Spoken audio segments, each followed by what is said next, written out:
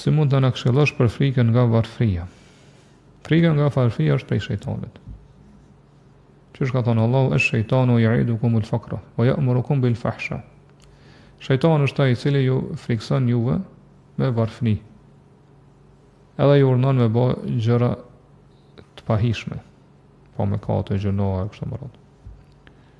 Wallahu ya'idukum maghfiratan minhu wa fadlan. Derisa Allahu ju premton juve falje prej tij dhe mirësi. Kështu që njeriu do të më qenë i bindur që rrezikun e ka të shkruar. Po rrezikun e ka të shkruar qysh kur ka qenë në barkun e nanës së tij. Dhe ai rrezik që tu ka shkruar aty kur ka qenë në barkun e nanës, nuk mundesh me marr më shumë as më pak. Pa aq sa ke pas shumë aq ke më marr. Edhe për këtë arsye do të më kanë i kënaqur me atë që ka caktuar Allahu si rrezik. Se Allah është i urtë, i gjithdijshëm, edhe din më së miri se çka është më e mira për ty. Është më e mira për ty me pas pasuri apo me pas me qenë i varfër. Shërët Allahu, wa asa an takrahu shay'an wa huwa khairun lakum. Ka mundësi që urrejnë një gjë, ajo është më e mirë për juve. Po njeriu urren varfënin, mirë po është më e mirë për të. Prandaj pra besimtari do të më qenë i kënaqur me atë rrezik që ka caktuar Allahu. Nëse ti je i kënaqur me rrezikun që ta ka caktuar Allahu, atëherë ti je njeriu më i pasur në botë. Çush ka thonë pejgamberi sa që pasuria nuk është pasuri domethënë e të mirave të kësaj bote. Mirë, po pasuria vërtet është pasuria e shpirtit. Po kur ti je i pasur në shpirt, në kuptimin që je i kënaqur me atë rrezik që ka dhënë Allahu, atë që ka thonë Imam Shafiu, ti i barabart me mbretin e botës. Nëse supozohet që dikush e ka ullhesh sundu këtë botën, që shka qenë Dhul Karneini ose Sulejmani, ti i barabart me të. Pse ti i kënaqur me çka ta ka dhënë Allahu, edhe çaj është ai mbretëria i sundimit që ta ka dhënë Allahu, ti i kënaqur, i barabart pas sa i përket kënaqësisë së lumturisë madje, domthon ti ai që është i kënaqur me rrezikun që ka dhënë Allahu është më i lumtur se sa ai që është i pasur. Edhe nuk është i kënaqur me rrezikun që ka dhënë Allahu. Ai që nuk është i kënaqur me rrezikun që ka dhënë Allahu, ai gjithmonë është i varfër.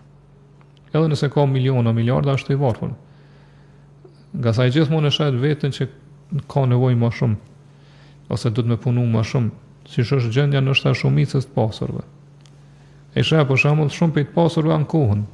Edhe pse kanë pasuri të mëdha në kohën nuk po kanë ose detyrime të shumta, angazhime të shumta s'po na mjaftojnë. Derisa është një të varfër i cili domethënë menze domethënë i përmbush nevojat elementare, është i kënaqur, i lumtur, do në zemrën e tij për arsye se ka qenë pro i bindur i kënaqur me caktimin edhe rrezikun që ja ka dhënë Allahu.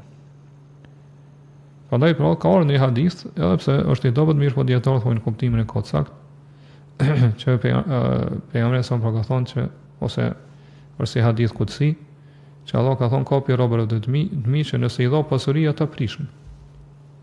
E kapi tjerë që nëse i sprojë me pasuri, domthon ata dëmtohen e prishin. Dhe kjo është e vërtetë. Domthon është një gjë që madje domthon ne jemi dëshmitarë dhe kemi vërtetuar edhe në praktik këto, në realitet.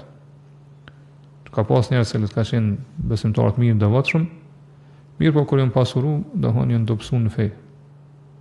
Domthon ka filluar me mu dobësuar në fenë e tyre, pasuria u bë sprov për ata.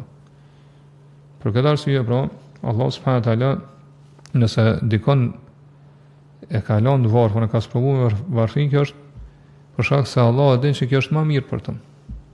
Se sa pasuria. Është më mirë për të se sa pasuria. Dhe sikur të kishin po kjo dunjë diçka që ja vlen mu marakos për të, mu brengos, atë Allahu ja kishte dhënë pejgamberit sallallahu alaihi wasallam. Sikur të kish pas kjo dunjë vlerë te Allahu. Ja kishte dhënë krijesës më dashur Muhamedit sallallahu alaihi wasallam. Mirë po pejgamberi sallallahu alaihi wasallam ka qenë siç e dim e ka lutur Allahun me qenë pi të varfërve, edhe mu ringjall me të varfërit. Botën tjetër, edhe mi dash të varfërit. Por këtë arsye Ibrahim sa më dhe nëse i ka pasuri shumë të ketë ka shpërndosur, s'ka mojt asgjë mos do hon pran vetes. Ketë ka shpërndosur. Kjo tregon se domon kjo nuk ka vlerë te Allahu subhanahu wa taala. Këto ka thonë edhe pejgamberi sa sikur thotë kjo dunjë të kishte vlerë te Allahu sa krahë një mushkunje. Allahu nuk e ka dhënë me pi ujë asnjë pikë ujë, domon një besimtari. Ish pas ka kur far vlerë te Allahu hiç.